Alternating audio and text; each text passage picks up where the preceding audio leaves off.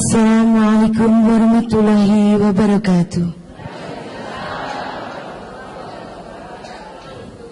Bismillahirrahmanirrahim.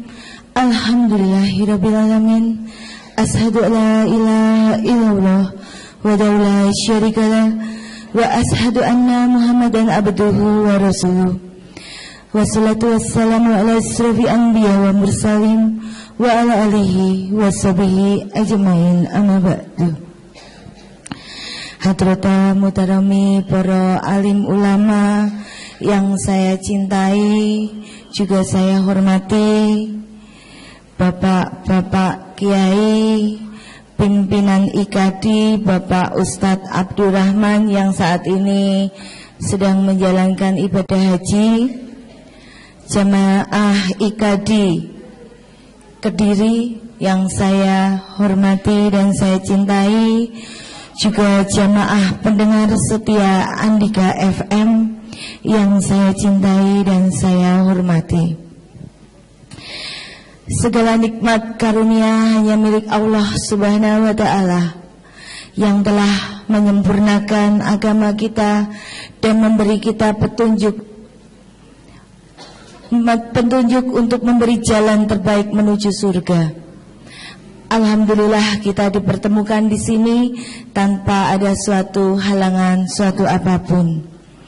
Salawat dan juga salam kita hunjukkan kepada junjungan kita, Nabi kita, Nabi Muhammad sallallahu alaihi wasallam, yang kita nantikan syafaatnya kelak di yaumul qiyamah. Allahumma amin.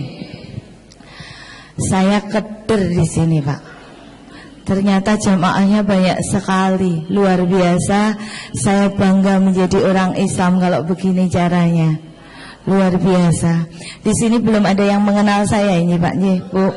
Belum. Bolehkah saya memperkenalkan diri dulu? Karena katanya kan tak kenal maka tak sayang, ya. Jadi saya ingin disayang. Saya mau memperkenalkan diri dulu. Nama saya lahir procop dengan nama Ith Hansen. Karena karena orang tua saya, bapak saya namanya Ith Hyong Hwan dan mami saya namanya Sim Hyun Yu. Karena kakek saya namanya I Hong Po. Berarti terbukti bahwa saya keturunan orang Cina. Betul, tapi walaupun saya Cina di sini, mungkin ada teman Cina di sini juga. Kalau misalnya ada, saya bersyukur ada temannya. Tapi kalau tidak ada, saya tidak ingin dipandang sebelah mata. Karena katanya kan carilah ilmu sampai ke negeri Cina, ya Bu ya. Alhamdulillah sekarang Ibu nggak usah ke Cina, Cinanya sudah sampai di sini. Alhamdulillah. Itu. Dan karena saya bangga orang Cina masuk Islam, orang Islam masuk ke Indonesia saja yang membawa adalah orang Cina. Ma Chengqi, yaitu Muhammad Cheng Ho, itu kan orang Cina, Bu. Bahkan ketika Muhammad Cheng Ho balik ke negeri Cina, digantikan generasi penerusnya Bun Sueho. Bun Sueho adalah Sunan Ampel. Oh, Sunan Ampel ternyata Cina, Bu. Sunan Ampel punya dua anak, Sunan Derajat sama Sunan Bonang. Bonang itu kan bahasa Indonesia, ya kan? Aslinya namanya Bun Ang, karena bapaknya namanya Bun Sueho. Nah, agama saya adalah mantan kafir. Mantan kafir. Saya bangga dengan sebutan mantan kafir, Pak, Bu. Karena apa? Saya mantan dari tim sukses gereja. Saya dulu menjadi umat Katolik, umat gereja. Saya tidak sekedar duduk sebagai umat, tapi saya tim sukses gereja. Bahkan dalam satu keluarga besar saya, yang masuk gereja duluan itu saya. Mami saya, papi saya, adik-adik saya itu baru masuk menjadi agama Katolik setelah saya masuk dan dibaptis menjadi orang Katolik. tak ajak semua, sak konco-koncoku, Bu. Saya tim sukses gereja dulu. Saya dulu benci sekali, Pak, Bu, melihat orang Islam. Saya di sini ingin bercerita, kenapa kok saya bisa sampai hadir di sini di tengah Bapak Ibu sekalian. Saya ingin memberikan motivasi kepada Bapak dan Ibu sekalian bahwa apa? Agama yang paling baik dan benar adalah agama Islam. Karena saya sudah survei, saya sudah meneliti. Saya dulu bencinya luar biasa dengan orang Islam, apalagi saya dilahirkan dalam keluarga Cina. Kalau pulang gereja ketemu dengan ibu-ibu kok jilbaban, saya itu ngomong sama teman saya, Bu, ketelok ki lho, WTS baris berbaris. WTS wanita tahan sumu. Panas-panas jilbaban. Betul, saya benci sekali. Bagaimana saya tidak benci dengan orang Islam? Karena yang terdoktrin di dalam otak saya, Islam itu hanya agama yang senang ribut dan ribet. Bagaimana tidak ribut dan ribet? Sekarang jawab bareng-bareng. Yang jawabannya beda dewe, selain dewe, mesti ora patek waras. Coba didengerin, Bu, teman kanan dan kiri. Kalau jawabannya berbeda, pasti agak nggak beres. Pak, Bu, agama apa sekarang? Sing bola bali ribut kelangan sendal sepatu di tempat peribadatan. Agama apa? Islam. Nggak ada yang jawab agama Katolik atau Kristen. Wong sendal sepatu digawa dewe-dewe kok. Gimana?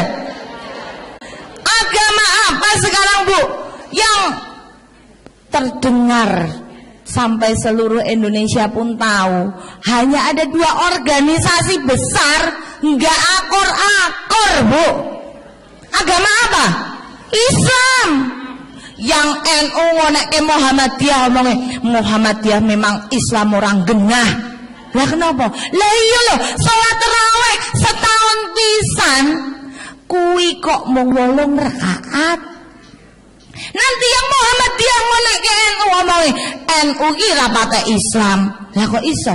Lah iya sholat tarawih setahun pisan, mosok surate pendek-pendek. Saya paling seneng kalau ketemu orang Islam model seperti ini, Bu. Langsung tak cedeki, memang paling bener kaya aku, rasa sholat. Iya, Bu. Saya ngomong sama orang Islam, wong Islam, ngopo toh kowe kok milih agama kok rekoso-rekoso? Mbok milih agama ki sing seneng-seneng wae kaya aku mbiyen. Ra usah dadak sholat 1 hari 5 kali, tapi 5 hari 1 kali. Neng gereja seneng keplok-keplok, nyanyi-nyanyi, ora dadak jebles-jebles ke bathuk. Dah. Saya ngomong gitu dulu, Bu, sama teman-teman saya. Ngapain? Neng gereja lo dandan ayu-ayu nganggo seksi-seksi, ora kenal satir. Dadi jagong lanang wedok bareng ya oleh. Penak toh? Nah, itu saya dulu betapa bencinya saya dengan orang Islam. Sampai suatu saat Allah memberikan dan menuntun saya kepada hidayah yang saya terima. Saya dituntun Allah kerja di lingkungan orang-orang Islam. Profesi saya itu dari Senin sampai Kamis adalah seorang pengacara atau advokat. Saya ngurusi di pengadilan orang cerai, orang rujuk, orang rebutan warisan, wong nyolong, wong korupsi, wong tukang ngapusi. Urusannya dengan saya di pengadilan setiap hari Senin sampai Kamis. Tapi katanya jadi orang Islam dunia akhirat kudu imbang. Akhirnya Jumat sampai Minggu saya pakai untuk full ibadah. Ketika saya bekerja di lingkungan orang-orang Islam, visi dan misi saya adalah mengkristenkan teman-teman saya yang Islam. Betul itu. Saya masuk kantor tanda salib, pulang dari kantor tanda salib lagi, mau makan tanda salib, Selesai makan tanda salib, mau masuk ruang sidang pun saya tanda salib, karena itu adalah tanda kemenangan orang Kristen. Begitu saya melakukan hal itu, teman saya risih. Dia bilang, tak kandani kowe iki ngopo to ket mau kok ngusai laler wae. Saya marah, Bu. Lho iki kurang ajar ora kenal tanda salib. Lalu teman saya bilang, tak omongi yo, agamamu ki salah, kok dipeloni. Saya semakin marah. Akhirnya apa yang saya katakan? Sing salah ki agamamu. Kok iso? Lah ya, agama Islam kuwi agama paling ora rasional. Lah kok iso?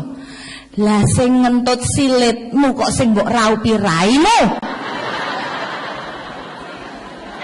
Lalu teman saya bilang katanya, ya ora apa-apa, lah kowe nek mumet lunga dokter kok ya dokter mele kok nyontek kok ya bokong. Neng kaya sirahe mari. Saya jengkel itu, Pak. Karena kejengkelan saya pergi ke toko buku, Bu. Di toko buku saya mencari pedomannya orang Islam. Apa? Al-Quran. Di sini Al-Quran semua, Bu? Alhamdulillah. Bapak juga Al-Quran, Nak? Alhamdulillah, bukan alkohol nggih, Pak nggih. Semoga tidak. Ketika saya membeli Al-Quran, kan kalau di toko buku yang gede itu kan Al-Quran dibungkus plastik, Bu. Saya pilih yang paling besar. Saya pikir yang paling besar itu paling lengkap. Saya bawa pulang. Ketika di rumah saya buka. Begitu saya buka, saya gedek-gedek. Iki salah cetak. Cetakane salah. Lah wong tulisan kaya benang bundet cendol kreteng ini kok didol. Akhirnya saya kembali lagi ke toko buku. Begitu saya kembali ke toko buku, saya bilang, iki tulisan apa ngene iki aku ora mudeng. Saya ditukar Quran tafsir dan terjemahan. Tidak ada cita-cita saya dengan membeli Al-Quran, tidak ada sedikit pun cita-cita saya untuk menjadi orang muslim. Tidak pingin aku dadi wong Islam. Wong kayaknya ribet banget jadi orang Islam. Tapi saya membeli Al-Quran, ambisi saya, visi saya membeli Al-Quran adalah untuk mencari kesalahan Al-Quran. Saya ingin menunjukkan ke teman-teman saya yang Islam, Quranmu salah, rasa lunga masjid, lunga gereja wae. Tapi ternyata ketika saya mempelajari Quran dari depan ke belakang, saya nggak tahu kalau baca Quran harus dari belakang ke depan, nak ya kuale ora apa-apa lah. Tapi subhanallah, Bu, walaupun Quran dibolak-balik, saya tidak menemukan satu kalimat pun yang salah di dalam Al-Quran. Saya jatuh cinta pada Al-Quran. Lalu di hadapan saya ada dua kitab, Bu, yaitu satu Al-Quran dan yang satu Alkitab. 33 tahun saya menjadi orang Nasrani, saya belum pernah meneliti isi dari Injil. Lalu tergelitik saya, lah Quran ki wis tak pelajari, ora ono sing salah. Saya akhirnya ingin sekali mempelajari, jangan-jangan sing salah Injil kuwi. Karena saya nggak pernah belajar, Bu. Akhirnya saya buka Injil. Ketika saya membuka Injil, saya kaget luar biasa. Karena apa? Saya mendapati sebuah ayat di dalam Injil, di dalam Imamat 11 tertulis, haram bagimu makan babi dan binatang berkuku belah lain, bahkan bangkainya pun jangan kamu sentuh. Saya kaget, tak walik meneh, loh, iki Injil, ini Alkitab isinya. Saya baca lagi, ternyata memang orang gereja itu haram makan babi. Saya mereview lah, aku kalau misa diajak romoku dulu, pastor, karena saya ada putra putri altar yang melayani romo di mimbar. Itu saya setelah misa di Sendang sono, pulang itu saya dihampirke di warung. Ditukokke tongseng kiri. Tak omong Ibu. Ya orang Cina bilang hauce sencingnya. Hauce enak Bu, karena saya belum tahu ayat ini. Ternyata ini tidak boleh, ini diharamkan. Bukan Alkitabnya yang salah, tapi menurut saya penerapannya yang tidak pas. Akhirnya saya buka lagi tentang Injil. Saya jadi nafsu bukanya, karena saya ingin jadi pintar. Ketika saya membuka Injil, akhirnya saya menemukan sebuah ayat di dalam Alkitab juga. Di dalam Korintus tertulis, "Hai wanita, kenakanlah tudung pada kepalamu, jika tidak botakin saja rambutmu. Pantaskah seorang wanita berdoa tanpa menggunakan tudung pada kepalanya?" Ayat berikutnya tertulis, "Seorang wanita yang berdoa tanpa menggunakan tudung pada kepalanya sama dengan menghina dirinya sendiri." Itu berarti wanita harus berjilbab. Tapi tak survei di gereja yang jilbaban kok mung suster. Saya dalam hati apa surga niku mung meh dipek suster. Zaman saya di gereja, saya pakai baju model bupati Pak. Cina kok mulus, buka paha tinggi-tinggi. Model baju kemeja segwilda, memperlihatkan sekitar wilayah dada. Puting beliung kelihatan sedikit. Lah saya ini kan orang Cina. Kalau muter-muter lari pagi di alun-alun, model pakaian saya pakai celana model SMS kok Pak. Selangkangan metu sidik. Itu gaya busana saya dulu, nggak berukut-berukut begini Pak. Itu.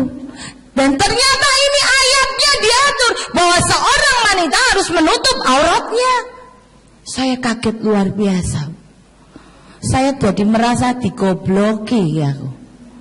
Saya buka Injil lagi, ada pesan untuk bapak-bapak Bu. Dikatakan di dalam Kejadian, "Hai laki-laki, sunatkanlah daging kulupmu sebagai perjanjian antara aku dengan dikau." Allah yang ngomong. Artinya lelaki itu wajib untuk bersunat Pak. Sunatkanlah daging kulitmu sebagai perjanjian antara aku dengan dikau. Berarti wong lanang kon kudu sunat. Karena sunat selain untuk keindahan, karena sekarang untuk keindahan juga Pak, modelnya beda-beda. Keindahan, kesehatan, juga untuk kenikmatan. Nggih mboten ibu-ibu? Bapak ujung jawab, sing ngrasake nikmat ibu-ibu. Nah ibu sing mboten jawab nikmat niku biasanya bapaknya dereng sunat. Mangke langsung disunatke Bu. Rasanya beda, lebih maknyos yang sunat, lebih mantep yang sunat. Kok Bu Ustazahnya bisa tahu? Aku wis jajal. Saya pernah sama yang sunat, pernah sama yang belum sunat Pak. Loh ini bukan porno, nanti saya cerita, ini pengalaman hidup. Akhirnya saya kapok jadi orang Katolik.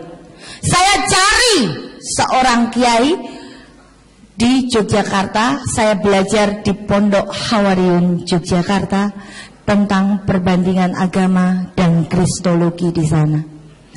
Saya semakin yakin, semakin mantap bahwa Islam adalah agama yang paling baik dan benar. Kalau ada dalil yang mengatakan semua agama baik, saya setuju. Tidak ada agama yang jelek, semua agama baik saya setuju. Saya tidak menjelek-jelekan agama saya yang dulu. Agama saya yang dulu baik. Saya setuju semua agama baik. Tapi maaf, saya tidak setuju dengan dalil yang mengatakan semua agama benar. Karena bagi saya agama yang paling baik dan benar hanya agama Islam. Itu. Dengan pernyataan saya seperti ini, saya akhirnya ngomong kepada kiai saya, Pak, saya pingin banget, saya sudah mantap jadi orang Islam. Lalu Pak Kiai bilang, oke Bu Ita, sekarang juga Bu Ita mengucapkan 2 kalimat syahadat. Saya bilang, saya nggak mau Pak. Kok nggak mau, kenapa? Pak, papi saya Cina, mami saya Cina, adik-adik saya Cina, suami saya Cina, otomatis anakku Cina kabeh. Nek anakku Jawa kan aku selingkuh berarti. Semua Cina, nggak ada yang satupun orang Islam. Kalau sampai mereka tahu bahwa saya ini masuk dan mengucapkan syahadat, aku iso dijengkangke Pak. Lah nek mau dijengkangke, sing paling susah nek dicoret dari daftar warisan Bu. Awal bapak mbokku soge. Saya takut luar biasa Pak. Akhirnya apa? Saya ngomong pada kiai saya, Pak, saya pingin berislam karena ini adalah peristiwa penting di dalam hidup saya. Saya tidak mau gagal dalam mengucapkan syahadat dan menjadi orang Islam. Saya ingin diislamkan di Masjid Istiqlal Jakarta. Akhirnya oke, saya persiapkan di sana. Di sana saya punya teman namanya Kolonel Maksmur Dwi Purnomo. Dia mempersiapkan segala sesuatunya di Masjid Istiqlal Jakarta. Dan saya memilih hari tanggal 20 Desember tahun 2008. Wah, baru 5 tahun saya jadi orang Islam. Tapi saya sudah memberanikan diri pegang mic, Bu. Ibu, berapa tahun jadi orang Islam? Sudah pernah pegang mic? Minta ajarin Bapak. Ketika saya yakin berislam, saya memilih tanggal 20 Desember. Karena apa saya memilih bulan Desember, Bu? Karena saya takut diajak ke gereja. Karena di bulan Desember ada apa, Bu? Winter, ada hari Natal, Pak. Di bulan Desember ada hari Natal. Kalau hari Natal itu tanggalnya tanggal berapa, Bu? 25. Kalau 1 Muharram kemarin tanggal berapa ya, Bu? Enggak tahu, Pak.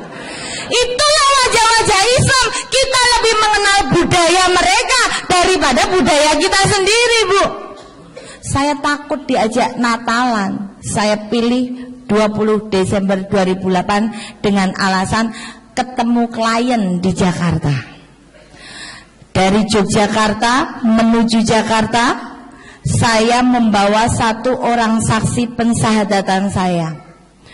Di tengah perjalanannya, saksi saya ini ngomong kepada saya, nah, tak kandani, kowe siap-siap tisu apa sapu tangan. Saya tanya, buat apa? Loh, engko kowe nek ngucap syahadat ki kowe nangis. Saya bilang, belegedes. Loh, aku ini wanita perkasa, aku ditempelin bojo ra nangis kok, bales nempelin gelem kok. Gak mungkin cuma ngucap 2 kalimat syahadat aku nangis. Gak percaya saya. Tapi subhanallah, Bu, ketika saya masuk ke Masjid Istiqlal, ketemu dengan takmir masjidnya, saya baru ngucap la ilaha illallah, saya sudah nangis, mimpi-mimpi beker-beker 15 menit lamanya, Bu. Sampai takmirnya bilang, udah Bu Ita, selesaikan dulu nangisnya, nanti saya tak kembali setelah pesan-pesan berikut. Karena saya kayak orang gila, nangisnya beker-beker, Bu. Saya nggak bisa acting, Bu. Tapi inilah ungkapan yang ada di dalam hati, lubuk hati saya yang terdalam.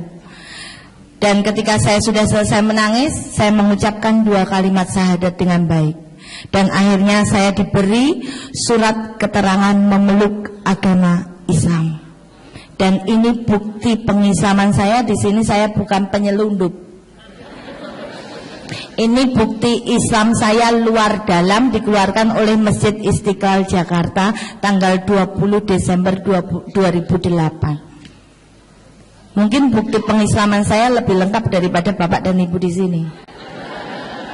Itu. Ketika saya mengucapkan 2 kalimat syahadat, saya merasa ada sesuatu yang sejuk sekali masuk di dalam lubuk hati saya.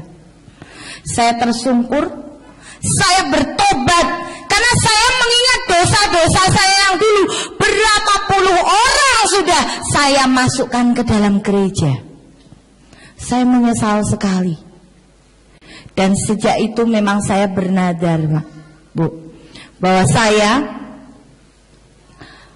hidup atau mati, saya akan terus menyampaikan bahwa inilah Islam. Islam itu indah, dan saya akan membongkar dogma-dogma gereja yang saya terima. Saya bernadar saat di Masjid Istiqlal. Saya itu ngisi pengajian di Purbalingga, di Jakarta, ini di Kediri, besok di Bekasi. Alhamdulillah, Bu, saya tidak pernah mau menerima bisaroh, karena bagi saya itu bukan makomnya. Ini hanya ilmu yang saya miliki. Saya nggak pernah mau menerima uang. Ini pernah dibantah oleh seorang kiai, berarti Bu Ita ini menghalangi orang bersedekah. Oh enggak, saya menerima, monggo siapa yang mau bersedekah. Di rumah saya itu membina 59 orang mualaf, baik dari gereja Katolik, dari orang Cina yang terbuang dari keluarganya. Saya tampung, saya bina untuk belajar sholat bersama, belajar Iqra bersama. Alhamdulillah mereka seneng. Dan monggo sedekah dengan mereka boleh saya terima. Mau sedekah mukenah boleh, sajadah boleh, Iqra boleh, gula teh ya tak tompo, gitu. Saya malah kemarin ditanya sama jamaah, Bu, lah bisarohnya gimana? Aduh, saya nggak usah dikasih bisaroh, saya beliin kursi plastik aja satu. Karena apa? Di tempat saya setiap malam Rebo Legi, saya itu menggelar pengajian yang dihadiri kurang lebih 700 orang. Karena saya hanya ingin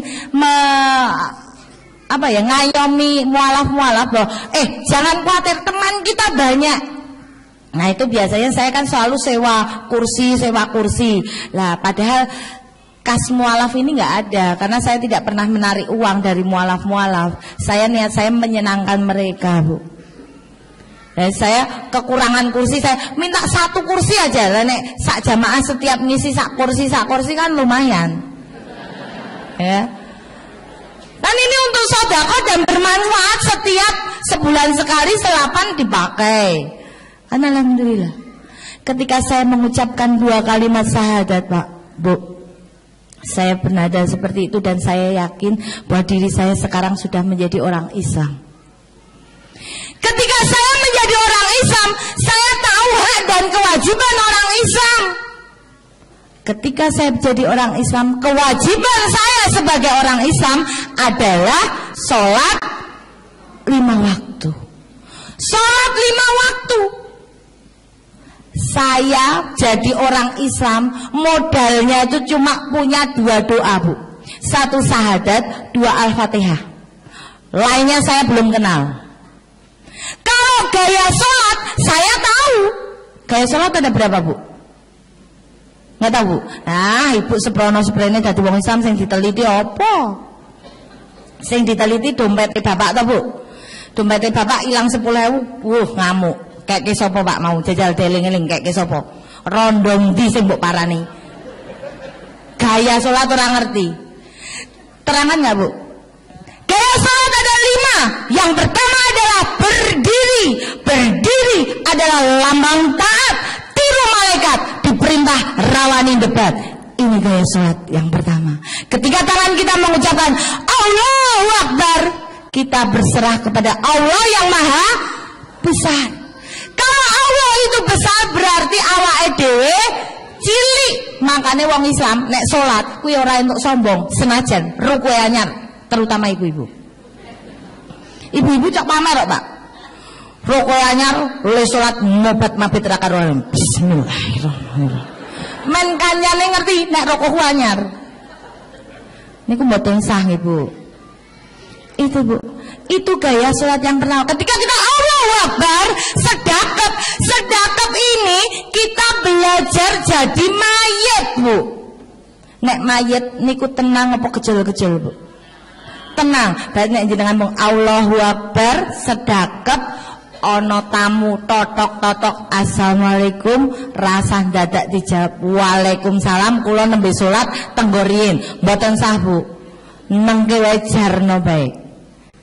Ini. Itu gaya salat yang pertama. Gaya salat yang kedua adalah apa, Bu? Rukuk. Rukuk adalah lambang menghormat. Karena awake dhewe rumangsa wis dikeki nikmat, kedep, ambegan, ngentut, angop, Bu, ora bayar ning kelurahan. Kita hanya dimohon untuk menghormat karo sing maringi nikmat. Mosok kalah karo kewan? Sapi bar dipakani jenengan nak krungun meng wah. Niku mboten, Bu. Alhamdulillah. Loh, jenengan kali sapi. Halo? Entok jenengan rumah. Halo? Mboten, Bu. Dia bertasbih subhanallah, subhanallah, subhanallah. Jenengan kalah karo entok. Tawan ngeneng nika zikir, Bu. Allah Allah Allah Allah Allah Allah Allah Allah Allah Allah. Mboten percaya cekel cek templek iki. Mangke tak jenengan, ya Allah. Allah, Bu. Niku. Kita jangan sampai kalah dengan binatang, Bu. Kita manusia ini diciptakan paling sempurna daripada makhluk yang lain. Gaya salat yang ketiga adalah sujud. Sujud adalah lambang mohon ampun. Kenapa kok batok sing dijebleske? Kok duduk sikut apa bokong? Karena provinsi dosa yang terbesar manusia berawal dari sini, Bu. Utek nyolong, utek ngapusi, utek rasan-rasan, utek ngerebut bojone tanggane, Pak. Iki mesti teko kene. Ya lho kan? Makanya kita mohon ampun apa nek utek rasan-rasan ibu-ibu. Pengajian ngene cok ana sing rasan-rasan, Pak. Sebelah nyenggol. Delok ki lho, cincine Siti anyar meneh kuwi lho, cincine Siti. Sebelah meneh. Jawil, lha iya utang karo sedulurku ki urung bayar lho. Kok cincin wis ganti-ganti wae. Sebelah meneh jawil, halah kuwi mesti udu mitasi. Udu emas kuwi mitasi aku weruh le tuku. Ibu-ibu, Pak. Ya karena keturunan Hawa, Pak. Nek bapak Adam mas karo wong lanang kadang, Bu. Wong lanang ki meneng salah muni ya salah kok, Bu. Ngene jajal wong lanang bali pengajian, Bu. Bali pengajian kewengen, totok-totok. Bu, bukai pintu, Bu. Bojomu bali ki lho, Bu, bukai pintu. Begitu dibukai pintu, ibu yang bukai pintu neng karo japak, Pak. Langsung lanangane disemprot. Dasar wong lanang ra perasaan, ora seneng kowe nek bojone merem. Hah? Minggat kowe kono. Loh. Masya Allah, Bu. Wong lanang ya meneng wong Adam. Saya meneh bali pengajian, kewengen wedi nggawa kunci dhewe. Tekan ngarep omah, sandal jepit dicangking, sarung dicencing. Buka pintu ceklek, wes alon-alon banget, dilala. Ibu dereng sare. Begitu buka coklat, astagfirullahaladzim, Mak. Jenengan niku lho, mlebu omahe dhewe kok kaya maling. Bapak, ya meneng Bu wong Adam. Melas karo wong lanang kadang. Disentak-sentak terus makanya survei membuktikan rondo karo duda kuwi luwih akeh. Rondo, bapake lemes dicelatu terus ya suwi-suwi mati. Pak, nek jenengan dilalah nasib elek entuk bojo sing kaya ngono kuwi ya modele pun Pak boten sah dijotosi mangke ndak ketemu kula teng pengadilan. Dizikiri mawon mangke mati-mati karepe dhewe, Pak. Soale sing jenenge wong wedok kuwi nek ngamuk tambah di sauri kuwi kaya gudeg digaruk. Tambah ombo, tambah ombo, tambah ombo. Dinengke mawon mangke rak meneng dhewe kentekan kata-kata. Pun niku kuncine. Wong saya pernah kok, Pak. Saya itu pernah marah sama suami saya. Bojoku ya meneng wae. Sosial kesal dewi. Begitu kesel kan ketika kita marah itu otak bekerja dan jadi sepaneng akhirnya pusing. Begitu pusing aku yang ngelendot bojoku. Pi, mbak aku tolong lho Pi dipijeti aku mumet banget. Apa yang terjadi? Suamiku tuh mijetnya nggak sini Bu, tapi sini. Saya bingung, lho wong sing mumet kene kok sing mbok pijet kene iki piye? Lah, kowe kan sedina ngene to. Iki sarape kesel munggah nih. Masya Allah. Nurutane pol nek wong lanang Ibu, melas Bu. Wong memang wanita diciptakan untuk menang-menangan Bu. Coba 5 jari sing nggo ngalem paling apik iki jempol. Jempol namanya apa Bu? Ibu jari, bapak jari ra ono ya meneng. Ya betul. Gedong adanya gedong wanita, gedong bapak enggak ada, ya meneng bapak. Ora apa-apa. Ya. Lagu kasih ibu, kasih bapak ora ono, ya ora apa-apa. Bapak yuk kebagiane napa Bu? Bapak pocong. Ya betul Bu, mesakno lho bapak. Bapak walah dadi wong wedok kok nekat, wis dikeki rok wae sing nganggo katok. Kan ketok nek ora gelem kalah wong wedok. Itu Bu. Jadi atas dosa-dosa kita ini kita mohon ampun dengan bersujud Bu. Gaya sholat yang keempat adalah duduk. Duduk adalah lambang mohon berkah, minta rezeki karo Gusti Allah. Tapi Bu, catatan penting, Allah tidak selalu menuruti keinginan kita, tapi Allah selalu memenuhi kebutuhan kita. Subhanallah. Karena cinta itu tidak selalu menuruti. Gimana Bu? Ibu gada putra? Gada. Kira-kira ibu sayang nggak dengan anaknya Ibu? Sayang banget. Orang ana wae diutang-utangke di anak-anake, ben anake seneng, nggih mboten? Bu, kalau ibu punya anak umur 7 tahun kan njaluk motor fiction, kira-kira ditumbaske mboten, Bu? Enggak.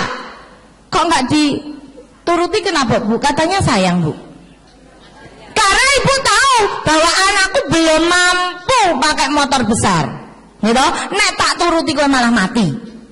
Tabrak truk. Gimana? Takut kehilangan anak. Demikian juga Bu, jenengan kok sholat, dongone sholat kok pingin sugih, ning kok pancet melarat kowe. Apa Gusti Allah ki nguntalke rezeki ki salah alamat apa ya? Gitu.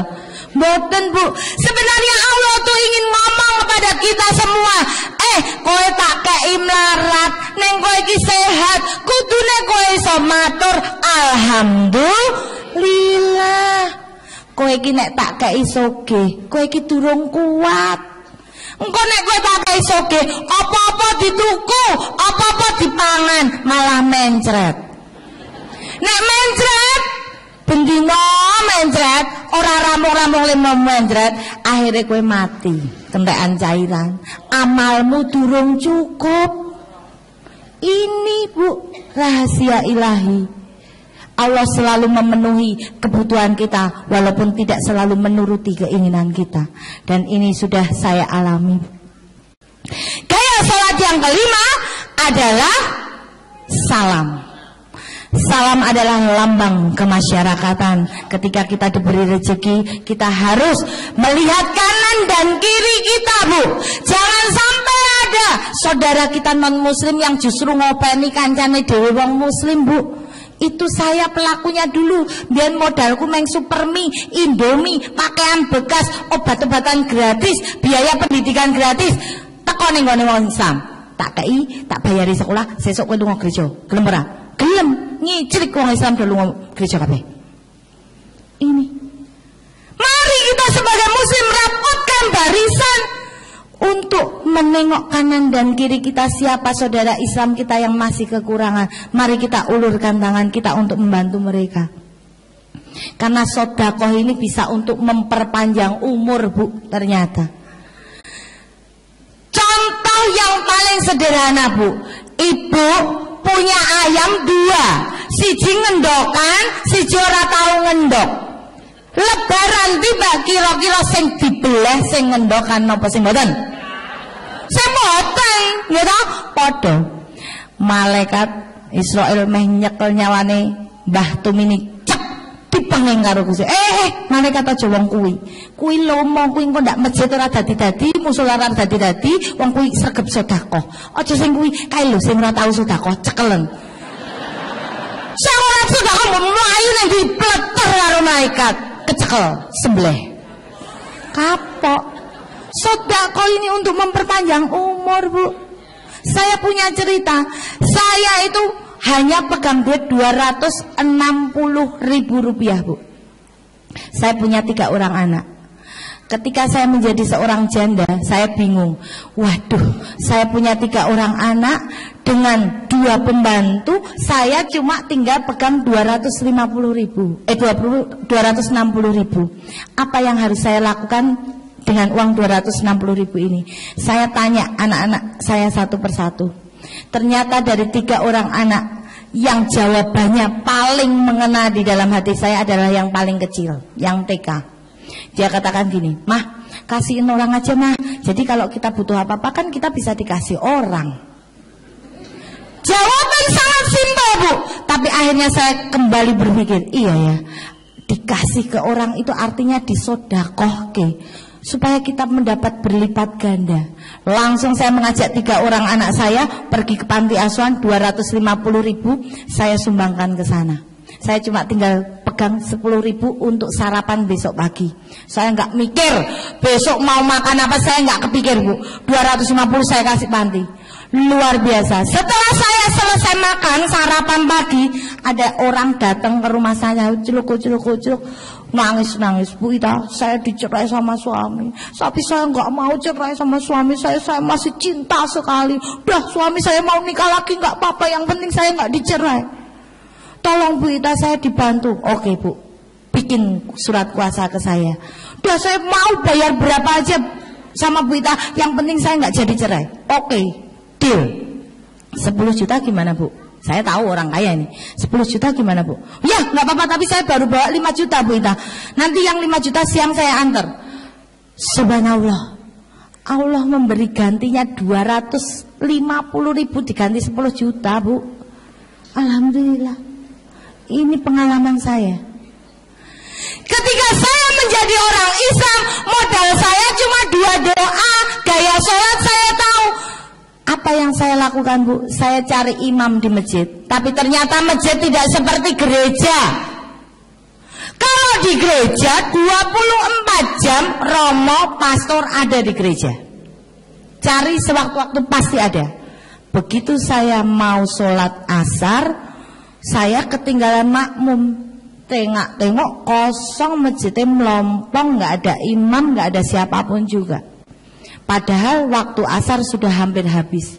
Saya bingung, saya langsung berwudu. Habis wudu, saya cari imam nggak ada. Wes, pokoknya niatnya aku sholat. Apa yang saya lakukan? Allahu Akbar, syahadat. Allahu Akbar, Al-Fatihah. Allahu Akbar, syahadat meneh. Allahu Akbar, Al-Fatihah. Tekan salam, isi sholatku syahadat karo Al-Fatihah. Wong saya belum bisa. Bu, saya yakin sekali sama malaikat saya sudah ditulis sholat. Karena bonus pengikut Nabi Muhammad, punya niat baik kok belum bisa kesampaian, insya Allah sudah ditulis baik. Dengan dua niat munggah kaji, neng duit turun ngumpul-ngumpul, neng wes niat banget, Bu. Insya Allah sama malaikat sudah dicatat kaji pisan. Allahumma amin. Itu, Bu. Begitu saya pulang, saya belajar sholat dengan baik, saya sudah pintar sholat, Pak. Begitu adzan berkumandang, saya masuk kamar mandi, wudu, masuk kamar tak kunci. Cek. Kok dikunci? Wedi bojoku karo anakku ngerti. Karena saya masih takut. Akhirnya kegiatan saya ini diamati oleh suami saya. Iki anggar masjid bengok-bengok, bojoku kok mesti mlebu kamar iki ngopo? Bayangkan, Bu. Suami saya itu beratnya 110 kg. Kuat toh? Makanya, Pak, hati-hati dengan ibu-ibu. Ibu ini kuat nggawa barang abot. Jadi hati-hati. Begitu dia penasaran, dia manjat kursi, ngintip di jendela. Saya lagi sholat, langsung dia bengok. Oh mah Cino gemblong. Aku sholat dia mau gemblong, Mbak. Jajan. Saya sudah dek. Saya keluar dari kamar, saya sudah persiapan ini bakal mesti diseneni. Betul. Begitu saya keluar dari kamar, bojoku langsung, "Jagong, tak kandhani kowe." Saya dulu aku mbiyen urung dadi Islam wani kowe ngomong ngono tak sampluk kowe. Tapi wong saiki aku wis dadi Islam, di Islam diajarkan bahwa kita sebagai wanita itu harus patuh, harus bakti kepada suami. Ini penting di dalam Islam. Aku nggak berani, aku harus patuh karena engkau masih suamiku di sini. Saya duduk. Akhirnya suami saya bilang, "Mah, tak kandhani ya. Kowe kuwi sarjana. Mawi kowe iki S2 lho. Kok kowe gelem-geleme digobloki wong SD Impres ora tamat? Kiaimu kae SD Impres ora tamat, tak omongi. Kok kowe gelem-geleme nurut karo SD Impres ora tamat? Lah piye, Mbah? Kepiye? Loh, ngapain? Kamu itu seorang sarjana, kamu tahu bahwa bumi itu bulat. Ngapa kowe ndadak salat madhep kiblat? Wong bumi bulat tak Tuhan ning ndi wae ketemu wong muter-muter ya meng ning kono. Kalau ibu bapak dapat pertanyaan gini bingung. Untung saya sudah pintar, Pak. Ketika saya dapat pertanyaan seperti ini, saya langsung tidak berbicara tentang Al-Quran karena suami saya tidak percaya dengan Al-Quran, percayanya kepada Alkitab. Saya bilang, "Pak, sing ngongkon aku sholat madhep kiblat itu adalah Alkitab. Di dalam Alkitab tertulis dengan jelas. Di situ dikatakan, sujud dan berdoalah kepadaku sesuai dengan arah baitku yang kudus." Berarti ada arahnya. Bahkan pemindahan kiblat dari Masjidil Aqsa di Yerusalem, Masjidil Aqsa dulu ya Pak, pindah ke Mekah, itu pun diatur di dalam Injil. Yerusalem, Yerusalem, engkau akan ditinggalkan oleh anak-anakmu dan rumahmu ini akan menjadi sunyi. Pindah ke Mekah. Diatur pemindahan di dalam Injil. Luar biasa. Lalu suami saya kaget, loh kok wis pinter.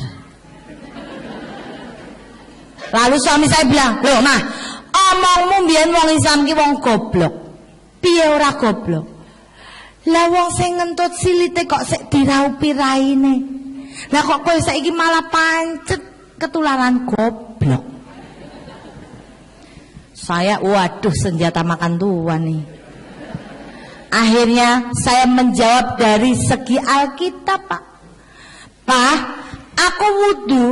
Itu yang mengajarkan aku wudhu dan bagaimana cara wudhu itu ada di dalam Injil.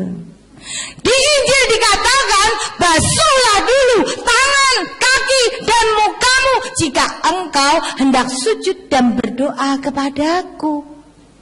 Loh, orang nokon basuh silit, Pak. Tangan, kaki, dan muka seperti saudara-saudara saya orang Islam. Suami saya marah, panggil anak-anak saya. Sini semua. 3 orang anak saya cewek dipanggil. Lihat, mamahmu ini lagi gila. Dia lagi kesurupan setan. Kamu jangan pada ikut-ikutan. Luar biasa, Pak.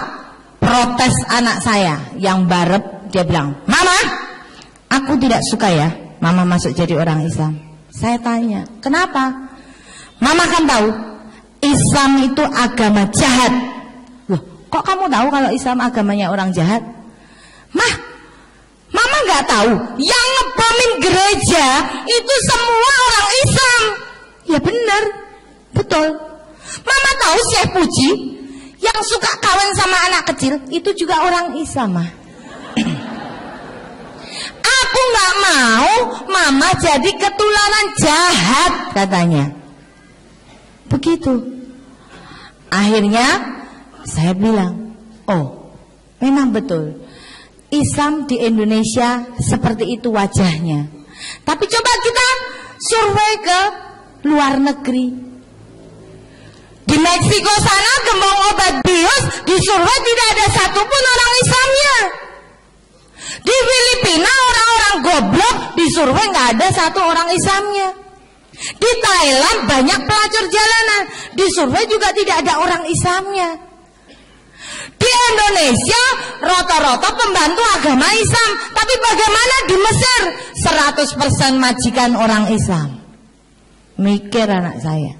Lalu tanya dia, "Mah, lah itu ngapain orang Islam? Kok orang Islam kalau ke masjid pakai copot sandal sama sepatu segala?" Saya bilang, yang nyuruh orang Islam itu copot sepatu sandal kalau mau masjid itu ada dan diatur di dalam Alkitab. Dikatakan oleh Yesus.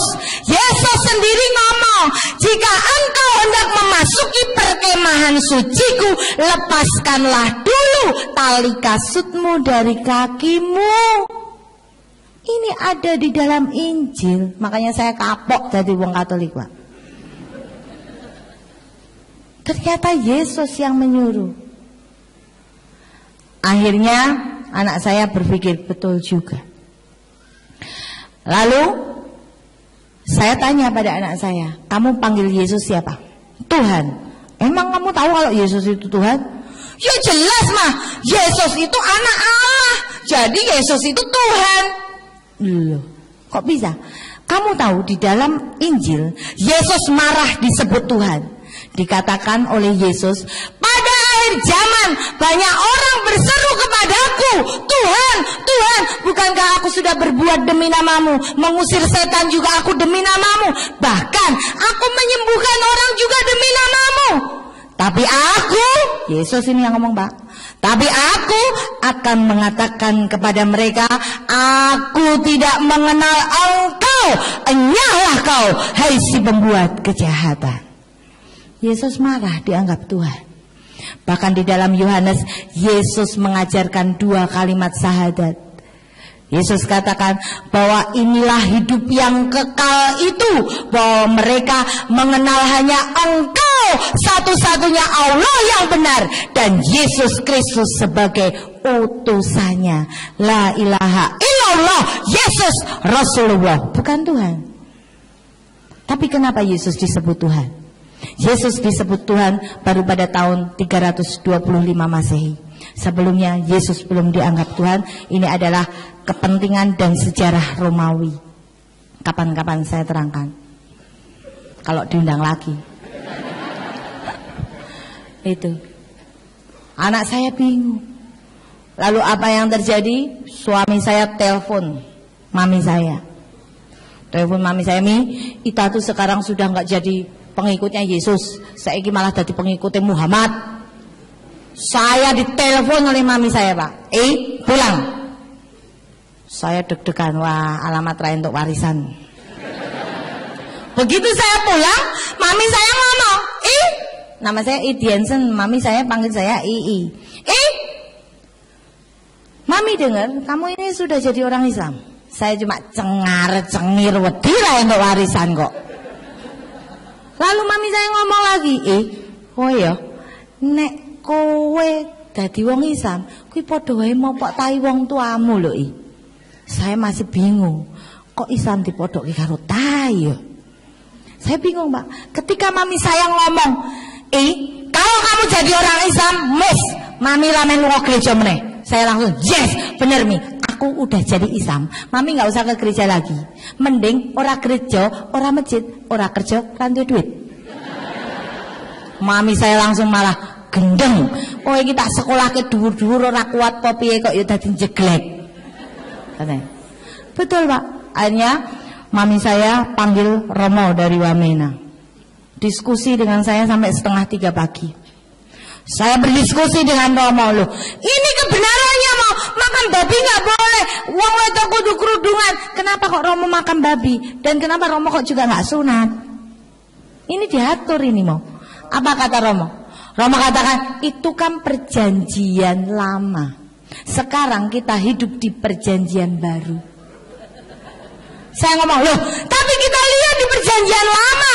Di dalam perjanjian lama ada tertulis, Allah sendiri yang ngomong bahwa aku tidak akan mengubah hukumku dalam satu kuota pun sebelum langit itu runtuh.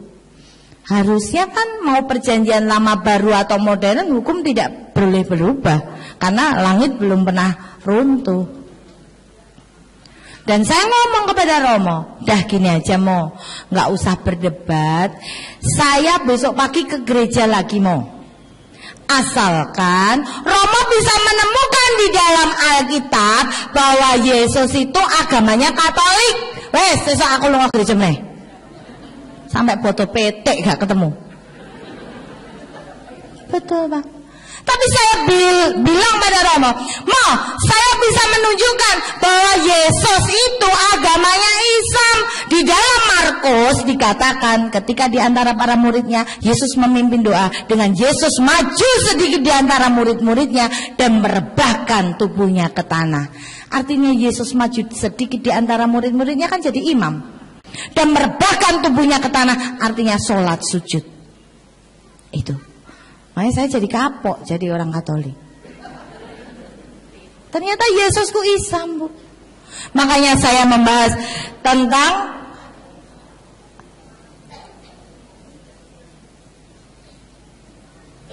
"17 alasan menjadi pengikut Yesus yang setia harus berislam." Karena ternyata Yesusku Islam.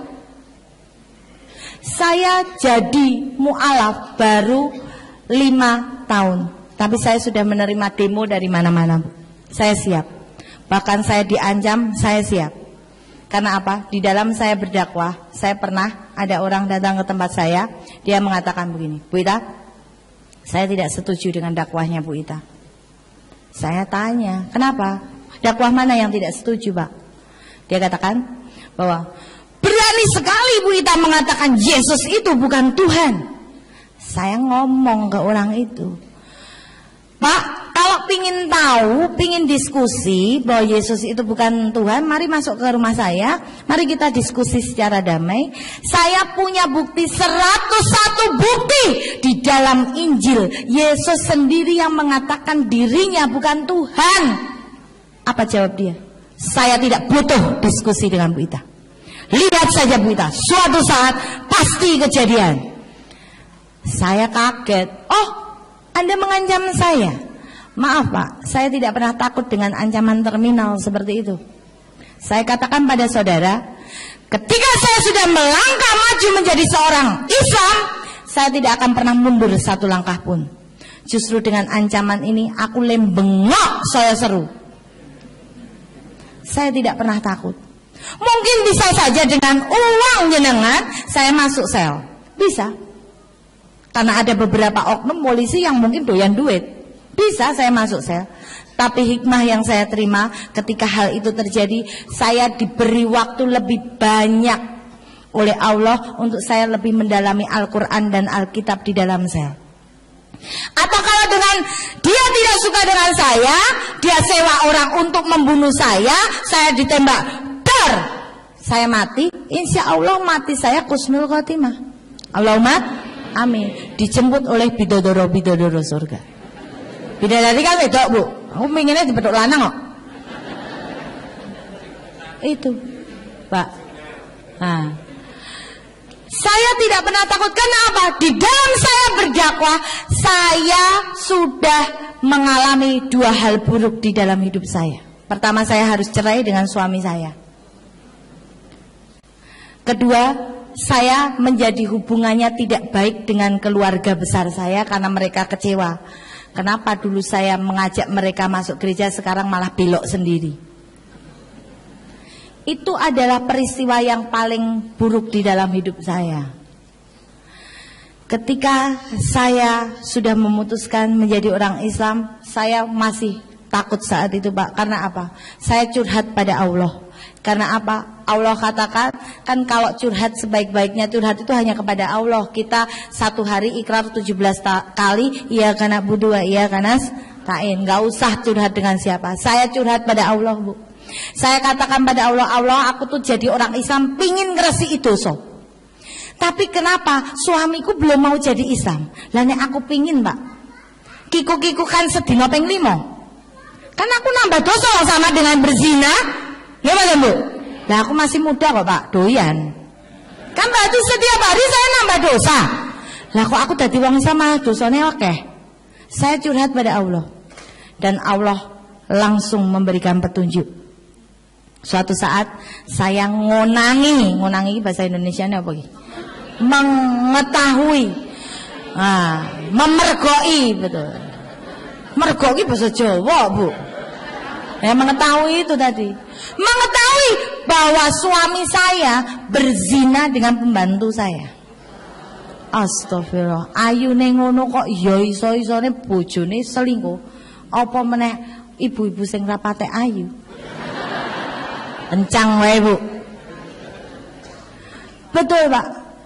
Saya masih belum sadar saat itu bahwa ini adalah petunjuk Allah. Pertama, tak nengno. Kedua, tak anggap kilaf.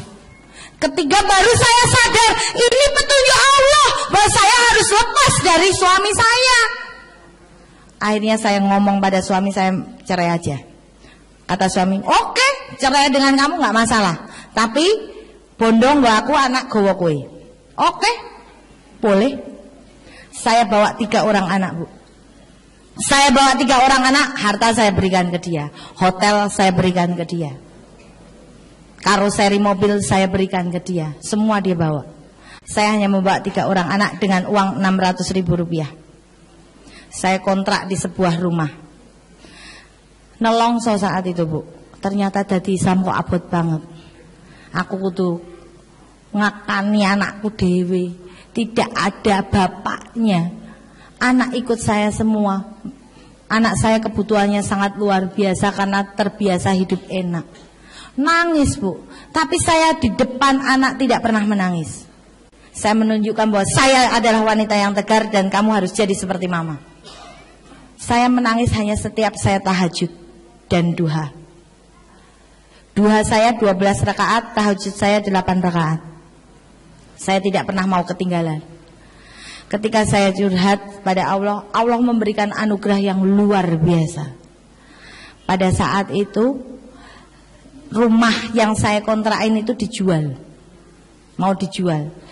Lah saya kalau dijual saya tinggal di mana, Bu? Saya kontrak di seorang janda. Ya udah kalau Bu Ita mau beli ya dibayar aja. Ya udah Bu, nanti saya bayar. Tapi saya belum pegang duit, Pak. Duit harganya berapa? 600 juta. Aduh, gimana caranya? Saya ulur, dablek pokoknya kontrak di situ dablek. Wong saya nggak tahu harus kemana lagi. Akhirnya dia pinjam duit saya 2 juta saya pinjemin, 1 juta saya pinjemin. Akhirnya alhamdulillah lunas 600 juta. Dengan perjuangan saya. Itu pun Allah masih memberikan anugerah lagi pada saya. Zamannya Ayu Ting Ting, Bu. Saya dikasih Bujang Ting Ting. Bujang Ting Ting, Bu.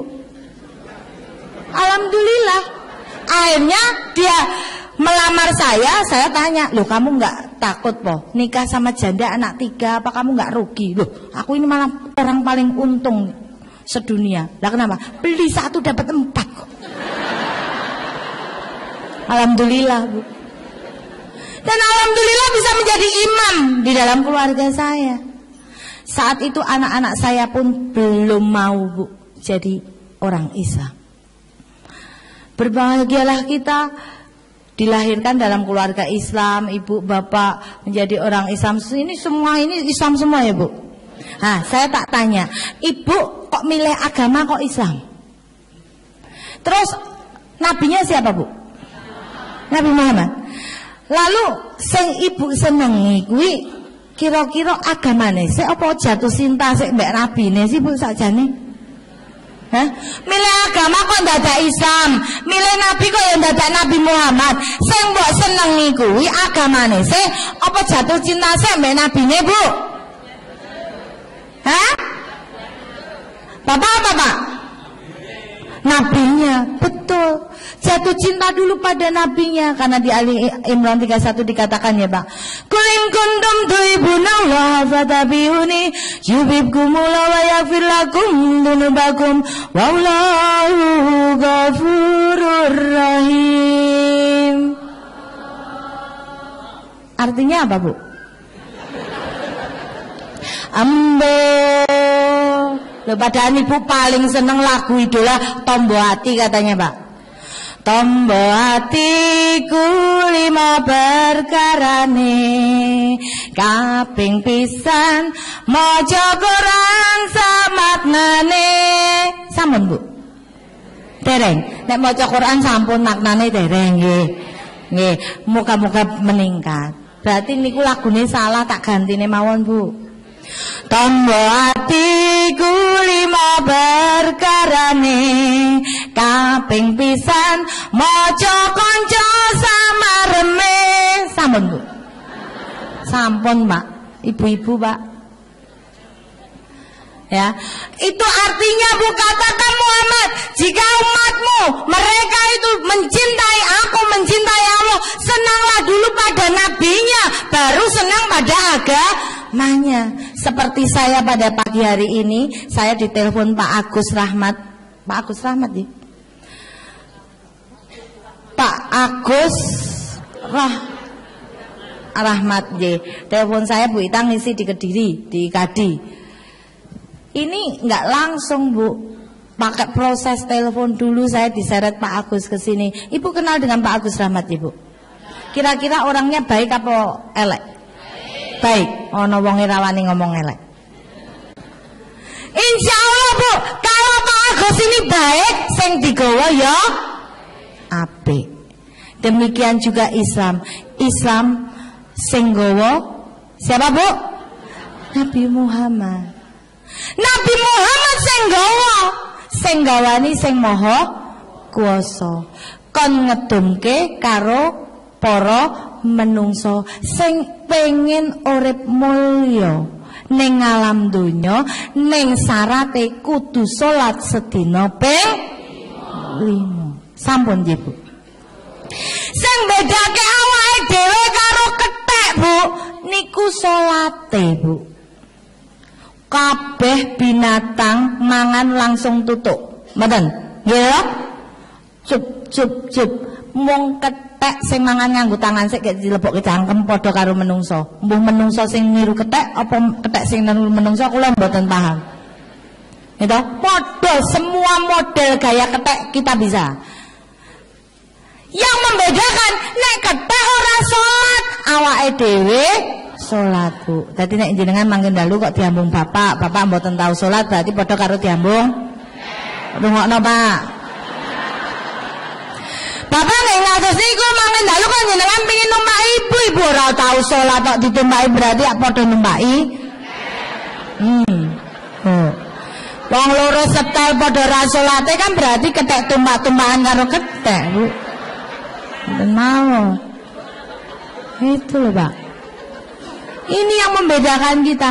Ketika saya punya, diberi Allah anugerah, kita kayak bujang, ting-ting, Islam, sunat, ternyata memang rasanya beda. Ini ceritanya. Suami saya Cina dulu nggak sunat Pak, bujel, nggak enak, biasa aja. Tapi begitu ketemu bujang ting-ting sunat, rasanya maknyos tenan Pak. Nah, ini memang sudah diatur. Memang ini hukum wajib sunat itu untuk para laki-laki. Ketika saya sudah menikah dengan seorang bujang berislam ini yang sunat, anak saya pun belum mau jadi Islam. Karena apa? Dia malah menulis secarik kertas, katanya, "Mama, aku malu sekali punya mama yang beragama Islam. Kita kan orang Cina mah. Masa sih kita harus Islam? Apa kata teman-temanku di sekolah mah? Islam itu agamanya orang desa. Islam itu agama orang kampungan. Aku sedih sekali punya mama yang beragama Islam." Simpen di bawah bantal. kebetulan saya membaca. Saya pura-pura nggak tahu. Saya hanya curhat pada Allah. Allah, aku ingin sekali membentuk sebuah keluarga yang sakinah, mawadah, warahmah dan barokah, di mana semuanya adalah orang-orang Islam. Saya curhat, tahajud terus pada Allah. Suatu saat apa yang terjadi, Bu? Saya tidak pernah meninggalkan berjamaah di masjid bersama dengan suami saya. Pulang dari jamaah, senyum-senyum, ceria, mengucapkan salam. Anak saya menangkap sinyal. Wih, ternyata Islam itu indah ya. Setiap pulang dari masjid, mama selalu tersenyum sama papi. Islam indah. Jatuh cinta pada pandangan pertama, Pak. Ketika saya ketinggalan jamaah di masjid, saya berjamaah sengaja di ruang tamu supaya anak saya tahu, karena anak saya sering seliwar-seliwar di situ. Saya sholat jamaah dengan suami saya berjamaah. Udah, anak saya mengamati. Orang sholat tuh begitu toh. Lalu begitu saya selesai sholat, anak saya nempel saya. Mah, ternyata Islam itu romantis ya, Mah. Kok tahu? Nah itu mama setiap habis sholat, mama selalu nyium tangannya papi. Papi selalu nyium keningnya mama. Ternyata Islam itu romantis ya, Mah. Iya.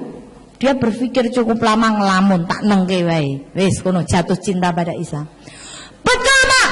Pulang saya dari kerja, mau parkir mobil, di stop oleh anak saya. Mah, tunggu dulu, Mah. Kenapa? Mah, ini sudah 3:30 sore. Mah, boleh nggak, Mah? Mamah antar aku ke pasar. Ngapain? Aku tolong beliin mukena sama sajadah, Mah. Saya pikir, buat siapa? Siapa yang ulang tahun siapa? Kita kan orang kita kan lebih senang mengenang hari ulang tahun, ya Bu. Ulang tahun diraya-rayain. Bae ulang tahun ya tukokke roti tar, dinyanyike happy birthday to you. Bae kaget tangi langsung ngamuk-ngamuk. Apa kowe ngomong apa kowe? Kurang ajar. Bocah saiki karo wong tua kurang ajar wani bedes-bedeske. Bae krungune bae kan iki bedes turu. Iki bedes. Kita boleh Bu mengikut gaya mereka, tapi jangan sampai kita dicap sebagai golongan mereka, Bu. Boleh merayakan ulang tahun, asal niat awalnya dibenerin dulu, niatnya untuk sedekah, diisi dengan doa. Boleh. Betul. Anak saya bilang, Mah, enggak, Mah, itu buat aku. Boleh enggak sih, Mah, kalau aku nanti maghrib ikut sholat di masjid walaupun aku belum dibaptis secara Islam? Dipikirnya masjid ada baptis. Boleh enggak, Mah, ke masjid kalau belum dibaptis? Boleh. Alhamdulillah 3 orang anak saya ikut sholat semua di masjid. Alhamdulillah. Dan malah tidak hanya segitunya, hanya ikut-ikutan sholat. Anak saya bilang, Mah, boleh enggak, Mah, aku ikut latihan baca Quran di TPQ? Tapi kan aku belum bisa, malu ya, Mah. Gimana caranya biar aku nggak malu, Mah? Saya panggil guru privat ke rumah. 3 orang anak saya akhirnya sudah pintar baca Quran. Bahkan ketika saya deres terus salah, di stop sama anak saya. Mah, apa ini tadi Mama bacanya apa? Ini salah, Mah. Ini bukan A, ini nga. Subhanallah. Ngain, bukan A, Mah, ini nga. Alhamdulillah saya tidak pernah marah. Ya ini watawasobil haq watawasobis sober. Kan ada ibu-ibu zaman sekarang nek delek ke anaknya malah ngamuk. Nek ngomongnya anaknya, ayo, memang doa sih. Anak kon berdoa pinter. Giliran ibu delek ke anaknya emplak-emplok ibuke kesusu. Anaknya, hayo, ibu belum doa. Halah cah cilik ngerti apa? Aku wis donga dalam hati. Padahal ya ora apal ibu jajal, Bu. Ini loh, Bu. Kasih kesempatan anak untuk mengkritik kita supaya dia menjadi berjiwa besar dan merasa, oh aku itu bisa. Itu yang saya bangun di dalam keluarga saya. Dan alhamdulillah, Bu. Keluarga saya menjadi keluarga yang insya Allah dengan doa Bapak dan Ibu menjadi keluarga yang sakinah, mawadah, warahmah dan barokah. Sekalipun hujatan, demo di mana-mana, saya mohon doa supaya saya bisa tetap istiqomah. Apapun yang terjadi, saya tidak takut dibuang oleh siapapun, karena saya mendapat ganti saudara sebegini banyak. Allahumma amin. Dan inilah alasan 17 alasan kenapa saya menjadi orang Islam. Yang pertama, karena Yesus ajarkan 2 kalimat syahadat. Di dalam Yohanes 17 ayat 3, inilah hidup yang kekal itu, yaitu mereka mengenal Engkau satu-satunya Allah yang benar, dan mengenal Yesus Kristus yang telah Engkau utus. La ilaha illallah, Yesus Rasulullah. Ini. Dan yang kedua, Yesus menyuruh menyembah hanya kepada Allah, tidak kepada yang lain. Ini ada di dalam Matius. Semua saya katakan, semuanya ada footnote-nya. Yang ketiga, sunat berkitan seperti tadi yang saya jelaskan. Ini diatur di dalam beberapa ayat Kejadian dan Lukas. Berwudu juga diatur di dalam Keluaran. Bahwa ini loh apa yang harus kita basuh: tangan, kaki, dan muka. Mandi junub saja, Bu. Dulu saya males jadi wong Islam. Nek entes kepenak-kepenak ngono isu-isu kon keramas barang kan adem, Bu. Tapi ternyata di Injil pun diajarkan bahwa seorang laki-laki yang tertumpah mani itu harus mandi besar. Ini junub. Jilbab di dalam Korintus tadi sudah saya ungkap bahwa perempuan itu wajib untuk berjilbab. Yang ketujuh, sholat menghadap ke kiblat. Ini diatur di dalam Mazmur. Hukum qisas dikatakan bahwa Islam itu adalah agama jahat, agama keras.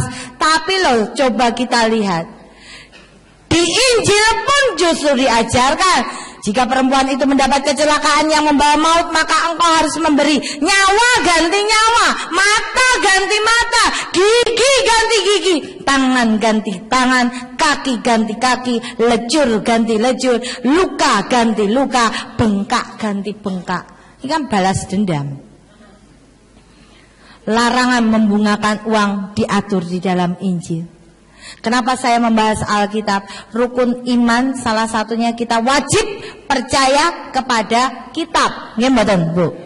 Kitab itu kan ada 4, Taurat, Zabur, Injil, dan Quran. Kata siapa Injil itu hanya milik orang gereja? Tidak, Injil juga milik kita. Tapi Injil yang mana dulu yang harus kita ikuti? Ini. Yang ke-10, haram makan darah termasuk babi. Haram makan babi.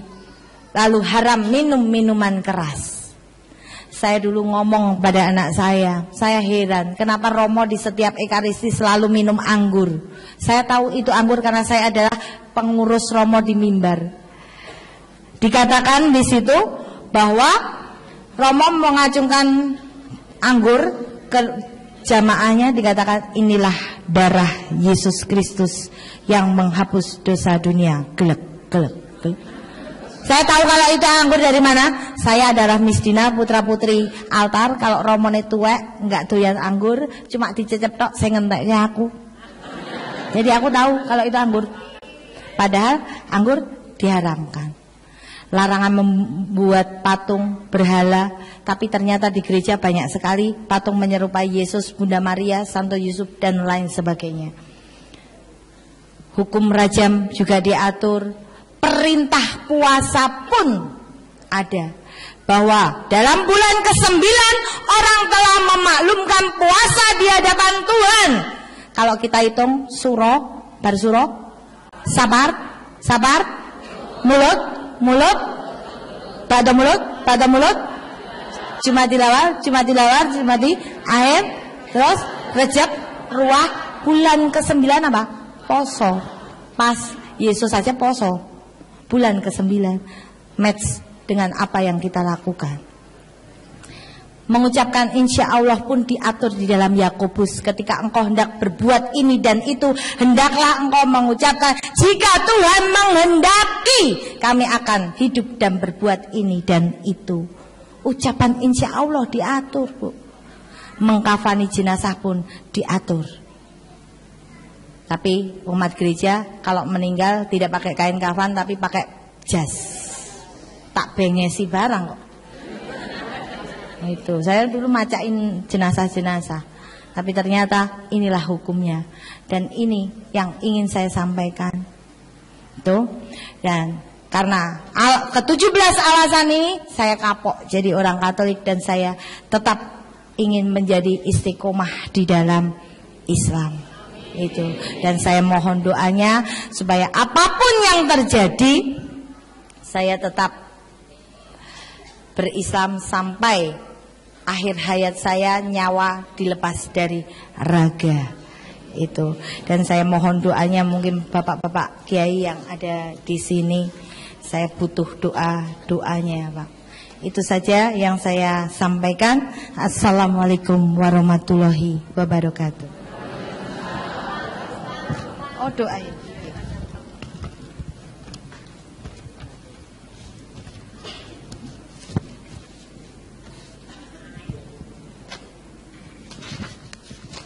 Ini kan ada Pak Kiai kan, Bu? Hah? Oh, oke.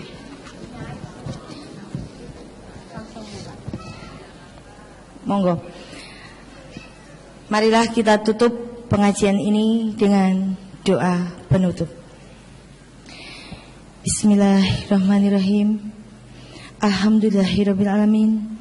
Hamda yuafi ni'amahu wa yukafi masidah. Ya Rabbana lakal hamdu kama yanbaghi li jalali wajhikal karim wa adimi sultanik. Allahumma aina ala zikrika wa syukrika wa husni ibadatik. Rabbana zalamna anfusana wa in lam taghfir lana wa tarhamna lanakunanna minal khasirin. Rabbana la tuzigh qulubana ba'da idh hadaitana wa hab lana min ladunka rahmatan innaka antal wahhab. Ya Allah, ya Allah, ampunilah segala dosa-dosa kami pada pagi hari ini, ya Allah. Jadikanlah kami orang yang dilimpahi kebahagiaan-Mu, ya Allah. Dan pastikanlah kami di bawah payung Nabi Muhammad kelak. Dan kuatkanlah kami pada jalan yang benar, ya Allah. Benarilah keadaan kami yang terlihat dan tersembunyi, ya Allah. Dan jangan sisakan sebutir dosa pun dalam kitab amal kami di pagi hari ini, ya Allah. Jangan Kau sisakan satu butir pun dosa dalam buku amal kami, kecuali telah Engkau hapus, ya Allah. Dan jadikanlah semua yang kami lakukan pada hari ini, ya Allah, sebagai kemenangan umat Islam di setiap tempat-Mu, ya Allah. Tidak mungkin kami mengembalikan setiap kesulitan kami, ya Allah, kecuali hanya kepadamu. Dan kami semua yang sedang merendahkan diri serendah-rendahnya di hadirat-Mu, ya Allah, kami mohon agar semua saudara-saudara kami muslim diberi pertolongan dan kemuliaan, pertolongan yang secepatnya, ya Allah. Sadarkanlah kepada kami, ya Allah, betapa sejuknya mendapatkan pengampunan-Mu, ya Allah. Dan inilah perjuangan kami, dan kepadamu kami berlindung, ya Allah. Dan kami mohon kepada surga yang abadi. Lindungilah kami dan keluarga kami yang kami tinggalkan di rumah. Jangan kecualikan mereka, ya Allah. Dan jangan sisakan di rumah kami orang-orang yang tidak mengenal sholat-Mu, ya Allah.